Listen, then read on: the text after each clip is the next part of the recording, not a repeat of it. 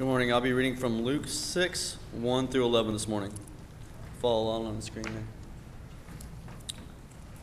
One Sabbath, Jesus was going through the grain fields, and his disciples began to pick some heads of grain, rub them in their hands, and eat the kernels. Some of the Pharisees asked, What are you doing? What is unlawful on the Sabbath?" Jesus answered them, "Have you never read what David did when he and his companions were hungry? He entered the house of God, and taking the consecrated bread, he ate what is lawful only for the priest to eat, and he also gave some to his companions. Then Jesus said to them, The Son of Man is the Lord of the Sabbath." On another Sabbath, he went into the synagogue and was teaching, and a man was there whose right hand was shriveled. The Pharisees and the teachers of the law were looking for a reason to accuse Jesus. So they watched him closely to see if he would heal on the Sabbath. But Jesus knew what they were thinking and said to the man with the shriveled hand, "Get up and stand in front of everyone." So he got up and stood there. Then Jesus said to them, "I ask you, which is lawful on the Sabbath, to do good or to do evil, to save life or destroy it?" He looked around at them all and said to the man, Stretch out your hand." He did so, and his hand was completely restored. But they were furious and began to discuss with one another what they might do with Jesus.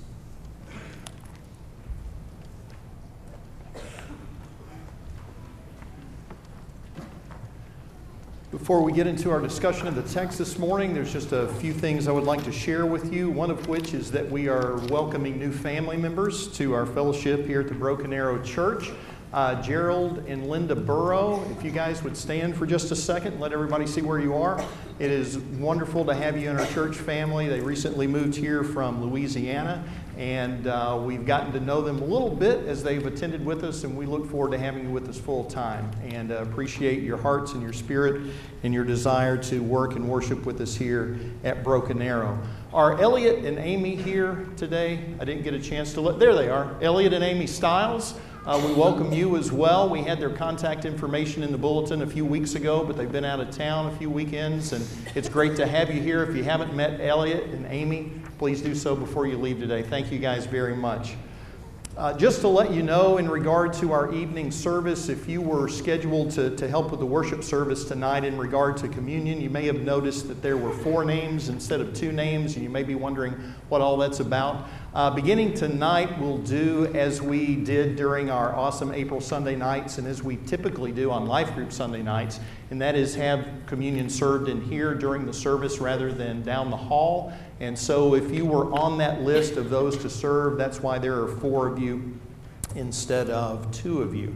Much has already been said about camp, and we do pray for the 180 or so kids that are going to be going down this afternoon, and for the staff that's already on site. And we do pray for a week of spiritual feasting and stronger relationships with the Lord and stronger relationships with one another. And one final reminder that our Wednesday evening summer series gets underway this Wednesday at 7. It's going to run every Wednesday night in June, July, and August. During Vacation Bible School, Ben Williams from the Glenpool Church will be teaching the adult classes. But if you haven't gotten one of those schedules yet, look on the information desk in the foyer or in the racks or on the back tables even, and you'll find a complete schedule. We're excited that kicking off that series this Wednesday night is Chris Rosser, who grew up in this church, served with his family as missionaries in Japan, were supported by this congregation during that time. He's now working with Oklahoma Christian University. He is the new theological librarian there, and just a tremendous young man, and it'll be great to have him back home on Wednesday evening. As we continue our study through the Gospel of Luke this morning, we find that Jesus and his disciples are moving freely from place to place, from town to town. In fact, that's exactly what Jesus said that he had to do. He couldn't really put down roots. He couldn't spend extended time in any one place. He says in Luke 4:43, "I must preach the kingdom of God to the other cities also." That's the reason I've been sent. And so he stops, he teaches, he may spend some time by the Sea of Galilee teaching there, either on the shore or in a boat, and he moves on to another place. And the area through which they are traveling is an area in which the economy is based on agriculture, and so it's not surprising at all that we find Jesus and his disciples walking through a field of ripened grain. And as was read for us by Derek from the text here in Luke 6, as the disciples are walking through the field, they're just stripping the heads of ripened grain into their hand. They're rubbing them together between their hands. They're separating the husk or the chaff from around the kernel, and they're either blowing that away or letting the wind take it away, and they're just popping those ripened heads of grain into their mouths. It's like going through a drive-through in our day and time, except you don't have to stop and pay anyone. You just drive through, you walk through, you pluck the heads of grain, and you're on your way. And it's not that they're doing this for no purpose. They're not just destroying someone's crop. We find parallels to this story in Matthew chapter 12 and also the end of Mark chapter 2 and into the beginning of Mark chapter 3. And Mark 12 tells us specifically that they were hungry. They are hungry. You may remember from Mark's gospel a description, I think it's in Mark chapter 3, that there are so many people coming to see Jesus and his disciples that they don't even have time to eat. And on that occasion, he says, it's time for a getaway. Let's go to a secluded place and rest a while. And so they're just eating whenever, wherever they can. This is not a problem. This is not viewed as theft. It's not something that's socially frowned upon as far as the action itself, because the law of Moses made provision for this kind of activity. Deuteronomy chapter 23 verse 25 reads, "When you enter your neighbor's standing grain, then you may pluck the heads with your hand, but you shall not wield a sickle in your neighbor's standing grain."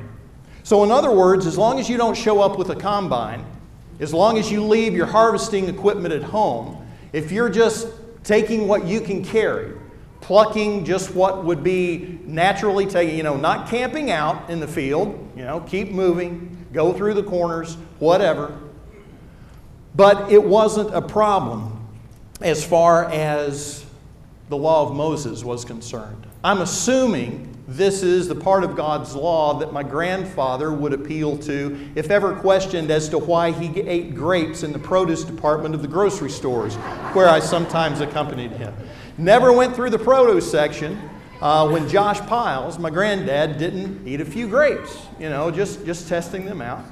Based on stories that he told about his childhood, I'm assuming the same law applied to watermelon patches and some other parts of life as well. But this was at least a part of the law of Moses. And in response to this action, it says that some of the Pharisees take offense, which to me raises a question. Why do they even see this? Why are they even there? If you remember from our discussion, one of our discussions from the last chapter, they're at least outside Matthew's house, Levi's house, when after being called by Jesus to follow him, he invites all of his tax collector friends, and Jesus and his disciples are eating and drinking with them, and this causes them offense, and it makes you wonder, why are they even there? Why are they even in the neighborhood? Probably they wouldn't defile themselves by being in Matthew's house, so they're probably being critical from a safe distance. But why are they tailing Jesus and his disciples through this field of grain anyway? It's like they're stalking him. See what I did with that? Through the field of grain. And they're like the paparazzi. They're looking for the right moment to capture. They're looking for a scandal. They're looking for a reason to criticize. They've got Jesus and his disciples under a microscope, and there's no perceived flaw that's too minuscule to be made into an issue. And their problem is not with what they're doing, per se. It's when they're doing it. That's the problem. It's not that they were saying, your disciples are doing what's unlawful, and it just happens to be on the Sabbath day. Now, their problem is your disciples are doing what's not lawful on the Sabbath. The law of Moses did forbid work on the Sabbath. Exodus chapter 20 bases this command to rest on the seventh day upon the rationale of the creation. In 6 days God created everything exists, and on the seventh day He ceased. He stopped. He was done. And so you stop too. You pause as well on the seventh day. And in Exodus 20, the rationale is creation. In Deuteronomy 5, the rationale is Exodus. The rationale is deliverance from Egypt. Remember that you were slaves in Egypt. Remember you couldn't rest. Remember there were no days off for 400 years. And so because you've been delivered, because you've been redeemed, because you've been set free, because you now can, you observe this pause, this respite that your body needs, your mind needs, your spirit needs. And Exodus 34:21 does say that even during plowing and harvest, in those times when you think it is most imperative that you not rest, when you think that everything depends on you, when you think that if you take the time to stop, the crop's not going to get in, or the crop's not going to get out of the field, and it's going to be ruined, and then how will you support yourself? How am I going to eat? How am I going to live? God says, you let me worry about that. You rest. You stop. I'll feed you like I've always fed you. And so they were forbidden to work. But the restrictions are very broad in nature. Observe a day of rest, do no work. One specific that we find is don't kindle a fire. That's in Exodus chapter 35, verses 2 and 3. But beyond that, not a lot of specifics. But not to fear. Man is around. Man can always fill in the blanks where God leaves them. Man can always provide the fine print where God has just given general prescriptions. And so over the course of time, and by the time of Jesus, the rabbis have identified 39 major areas of work that are forbidden on the Sabbath day. Each of those 39 major areas was broken down into 6 subcategories for a total of 234 categories of things that are not to be done, and some have suggested there's about 1,500 specific regulations explaining what God meant when He said what He said. And that's sometimes where we get into trouble, is trying to explain God for Him when He's done quite well for Himself. And so it's not that the disciples have done anything to violate this prescription of a day of rest. It's that they have insensitively not responded to and have trampled upon the traditions of men. And so Jesus' response to them was, as He did many times with Scripture, and this time not quoting verbatim a specific passage, He just brings up a familiar story that in our Bible appears in 1 Samuel chapter 21. The story of David and his small band of men who are fleeing from Saul. They come to the village of Nob, where the house of the Lord happened to be at that time, the tabernacle still, not yet to the time of the temple. There's a priest named Ahimelech there. He has a son named Abiathar, and David asks for food. And there's just not a lot of food around. The only real bread that's around is the sacred bread, the bread of the presence, the bread of God's face, that was baked fresh, 12 loaves that were placed on the table of the bread of presence, the table of showbread. Fresh bread was exchanged for the stale bread every Sabbath, and the priests were permitted to eat the bread that was removed from the table, but only the priests. And after some questions that are asked by Ahimelech, David manufactures some answers. He seems to be lying throughout this ordeal. But anyway, the bread is given. And apparently the point of Jesus isn't that everything that David did on that occasion was commendable, because it really wasn't. He lies to Ahimelech. He dupes him into helping him under false pretenses that he's on a special mission from the king. And I could tell you about it, but I'd have to kill you. This is a top secret mission I'm on, so I can't give you any more information than that. And in good conscience, Ahimelech gives them the bread. It results in the death of Ahimelech and 84 other priests, and results in Saul obliterating the entire village, men, women, and children. And David later accepts responsibility for that. He says, it's my fault. They died because of me, because of what I did. And so Jesus is bringing this incident up is not a blanket endorsement of everything David did on that occasion, much less any other occasion.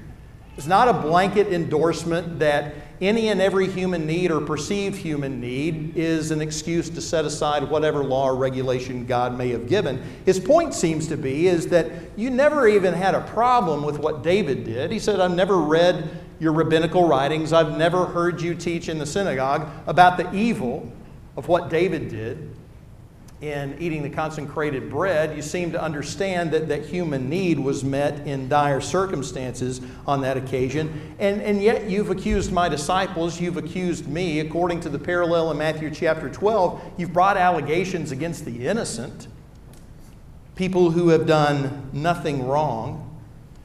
And in the course of his teaching, he reminds them that the Sabbath was made for man. This is in Mark's account.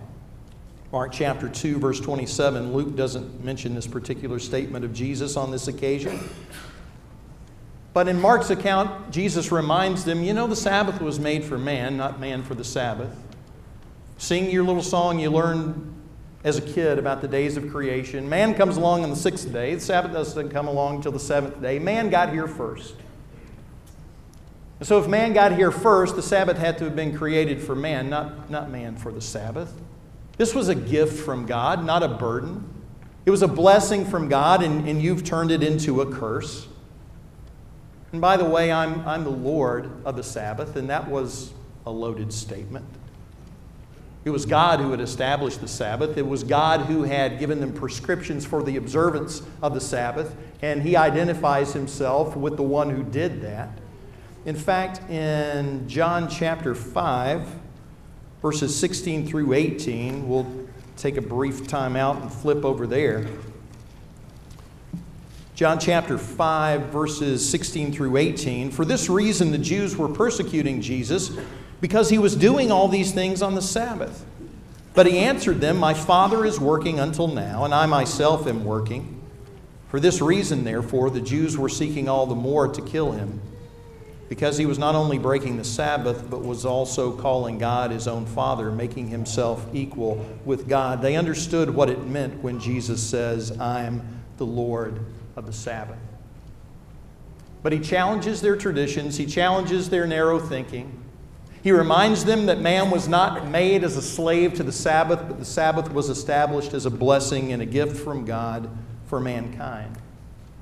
And so while he's on the subject, Luke decides to tell us about something else that happened, not on the same day, but on another Sabbath, because that seems to be Luke's main point of attention right here, the Sabbath controversies that developed around the ministry of Jesus.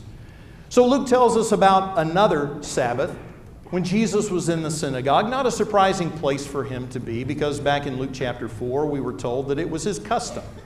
Not a requirement of the law. Synagogues didn't exist when the law was given, but it was his custom, it was his tradition to be in the synagogue on the Sabbath. And he's teaching.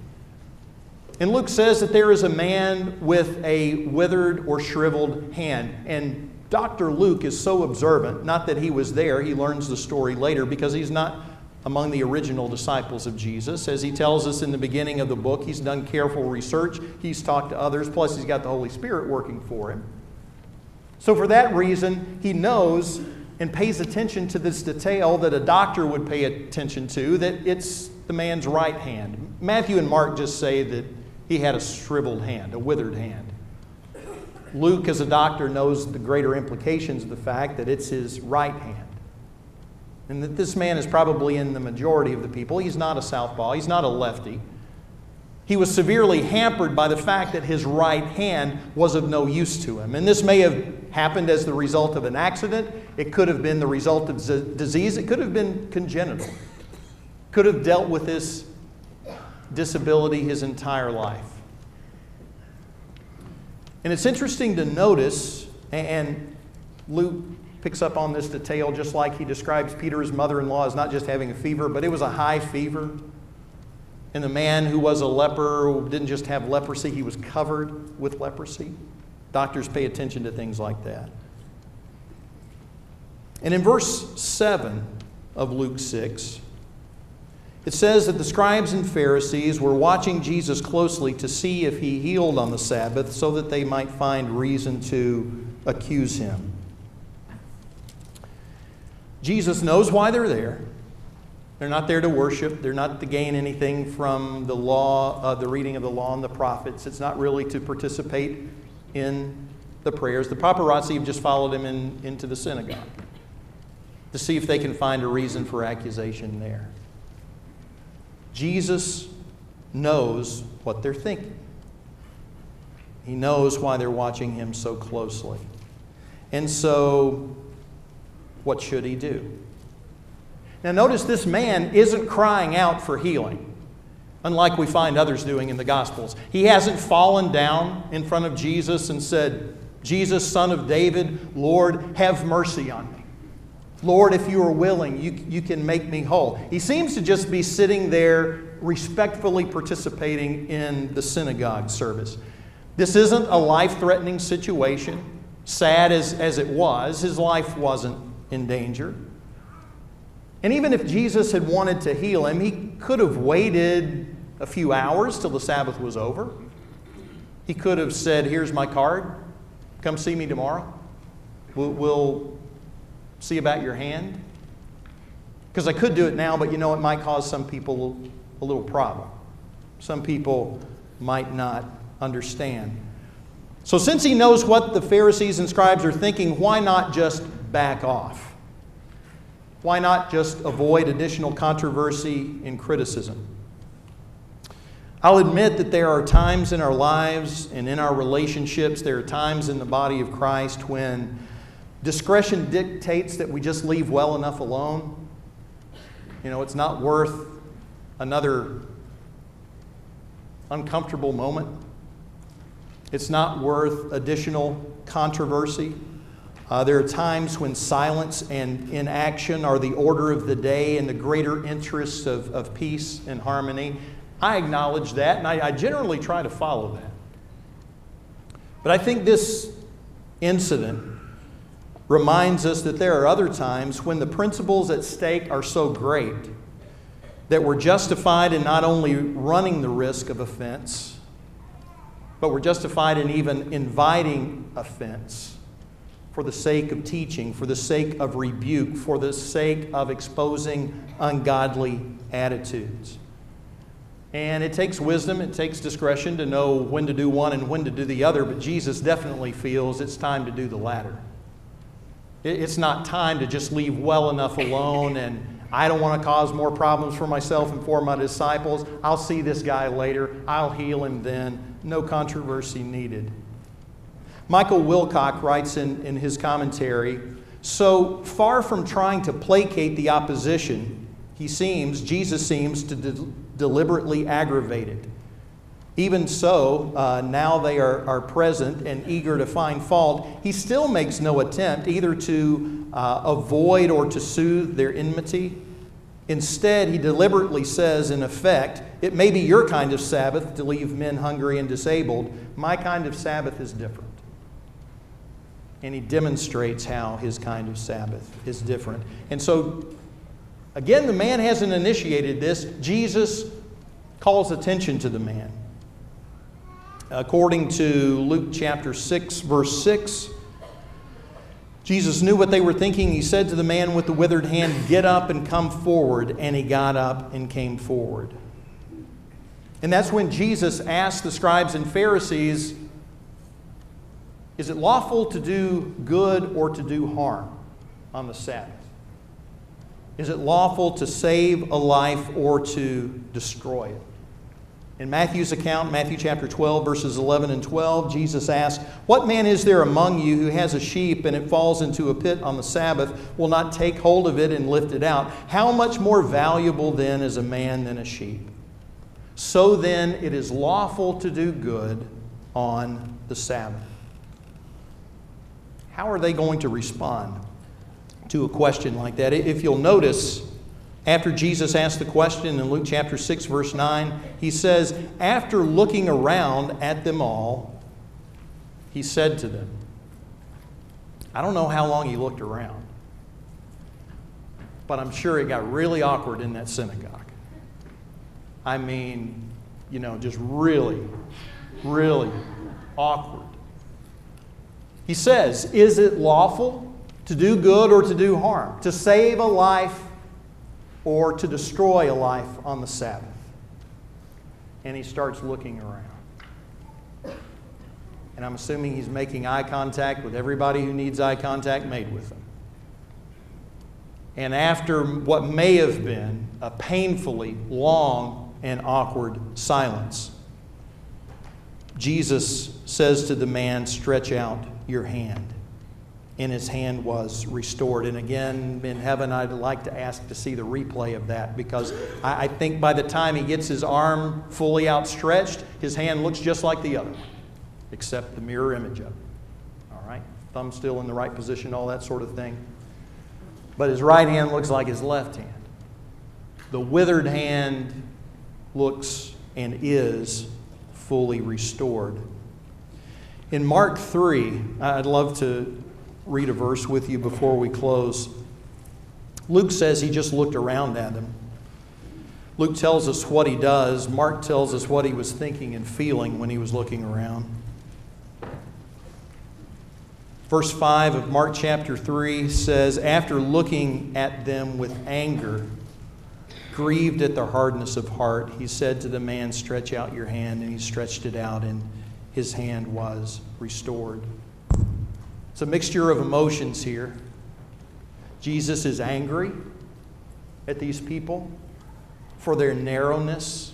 He is filled with righteous indignation because of their double standards and their heartlessness and their concern for nitpicky regulations rather than the health and restoration of this man. But at the same time, he feels sorry for them, that they just don't get it. They're just so hard-hearted. It's a mixture of righteous indignation and pity with which he looks at these people. And this man isn't just used as a prop. It's not that Jesus didn't care about this man and is just wanting to score points against the scribes and Pharisees, and so he just uses the man because he's handy. He had real compassion for him. And that's why he healed the man. Can you imagine getting mad when something good happens? Can you imagine being angry when someone else's life is blessed or when someone else's soul is saved? And yet sometimes if our minds and our hearts aren't where they need to be, we can find ourselves feeling ways in which we don't need to feel when others' lives are blessed. If you ever find yourself being angry over something good that's taken place in somebody's life, stop and take stock. Spend some time in serious introspection and prayer. So it may not have been done exactly like I think it should have been done. It may not have happened exactly when I thought it should happen or to whom I thought it should happen. What difference does that make? Paul in Philippians chapter 1 is thinking about those who, unlike himself, were preaching Christ from impure motives. Philippians chapter 1 verses, I want to get to 16 and 17, but we probably need to begin a little earlier. Verse 15, Philippians 1. Some, to be sure, are preaching Christ even from envy and strife, but some also from goodwill. The latter do it out of love, knowing that I am appointed for the defense of the gospel. The former proclaim Christ out of selfish ambition, rather than from pure motives, thinking to cause me distress in my imprisonment. What then? Am I going to get mad about that? He says, no, only that in every way, whether in pretense or in truth, Christ is proclaimed, and in this I rejoice. Yes, and I will rejoice. By bringing up these Sabbath controversies in Luke chapter 6, verses 1 through 11, these two separate incidents, Luke is focusing on Jesus' proclamation that it's lawful to do good. Period. Whether it's Sunday, Monday, Tuesday, Wednesday, Thursday, Friday, Saturday, it's lawful to do good. Galatians chapter 6, verse 10, as we have opportunity, let us do good to all people, especially to those of the household of faith, not exclusively, especially to those of the household of faith. But it's always lawful to do good, always lawful to do the right thing. In Galatians 5:23, after listing the fruits of the Spirit, Paul reminds us, against such things there is no law. Sky's the limit, no restrictions. Knock yourself out when it comes to love, joy, peace, patience, kindness, goodness, faithfulness, gentleness, and self-control. Jesus said to the man, "Get up and come forward," because he knew that he had the power to heal him. And maybe like this man, you didn't come here today specifically with the intent of bringing a need before the Lord Jesus, but he still calls you anyway. Whether you need to be united with him in baptism or whether you need to return to a life of faithful discipleship, Jesus would say, "Get up and come forward. Get up and come to me." And if that is the need of your heart and soul, our shepherds wait to minister to you and pray with you while we stand and sing.